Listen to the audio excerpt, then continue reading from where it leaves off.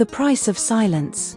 The clay pot on Amina's head swayed gently as she walked back from the village well, her bare feet patting softly against the dusty ground. She greeted passers-by with a smile, her voice warm as she called out, "Ina Wooni." The women in the market nodded back, their faces a mixture of admiration and disapproval. Amina was different.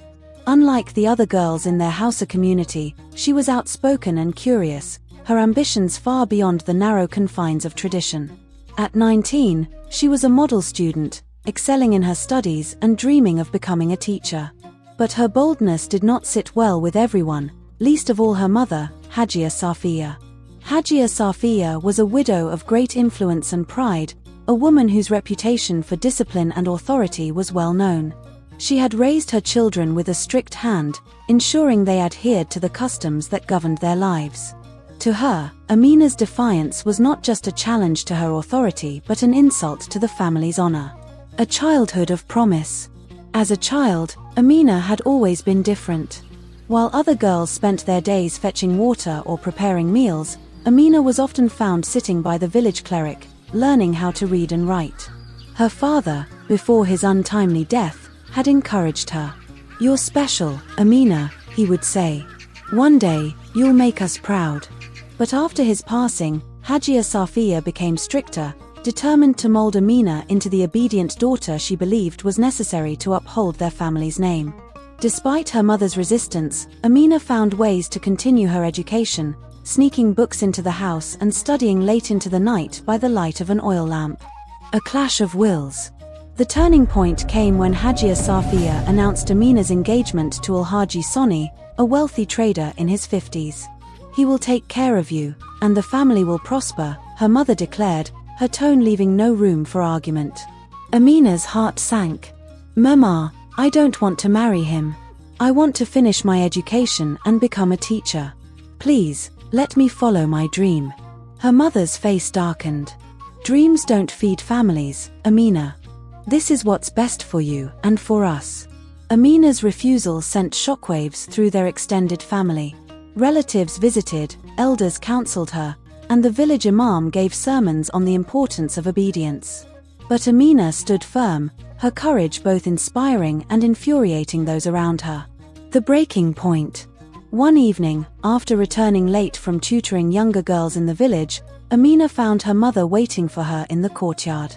"You have gone too far," Hajia Safiya said, her voice trembling with rage. "You disgrace this family with your arrogance." "Mama, I am trying to help others." "Education is not arrogance," Amina replied calmly. That night, Hajia Safiya made a decision she believed was for the greater good. She summoned a group of area boys, rough young men who owed her favors, and gave them a chilling command: teach her a lesson. Show her the cost of disobedience. A night of horror. What followed was a night of unimaginable cruelty. Amina was dragged into the courtyard, her screams piercing the night as the boys carried out their orders. Bound and helpless, she endured their brutality while her mother sat silently, her expression cold and unyielding. To Hajia Safiya, this was not violence, it was necessary discipline. The aftermath. The community awoke to the whispers of what had transpired, but no one dared confront Hajia Safiya. "It's family business," they murmured. "Who are we to interfere?" Amina, once vibrant and full of life, was left broken. Her health deteriorated rapidly, and within weeks, she succumbed to her injuries. Her death sent shockwaves through the village, leaving behind a legacy of pain and unanswered questions. A flicker of hope.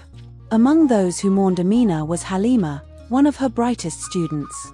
Halima had always admired Amina's courage and determination, and her death ignited a fire within her. "She taught us to use our voices," Halima said during a gathering of women. "We must speak out, not just for Amina but for all of us who suffer in silence." Her words resonated, and the women began to share their own stories. What started as a small gathering grew into a movement, challenging the deeply ingrained norms that had silenced them for generations. Community transformation. Over time, Amina's story became the catalyst for profound change.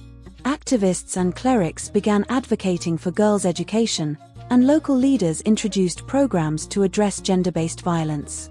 Schools started teaching young boys and girls about respect and consent, breaking the cycle of silence and complicity. The women of the community formed support groups, providing safe spaces for others to share their experiences and seek help. They worked with legal organizations to push for harsher penalties for perpetrators of violence and to ensure justice for survivors. Even Hajia Safiya, once unyielding in her beliefs, began to question the choices she had made. In her quiet moments, she mourned not just the loss of her daughter but the destruction of the dreams Amina had carried. A lasting legacy. Years later, Amina's name became synonymous with courage and change.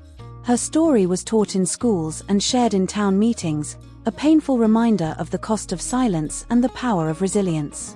Halima, inspired by her mentor, became a teacher and activist, dedicating her life to ensuring no other girl would suffer as Amina had. The community, once bound by fear and tradition, began to transform, proving that even in the darkest moments, change is possible. Amina's light, extinguished too soon, continued to shine in the lives of those she inspired.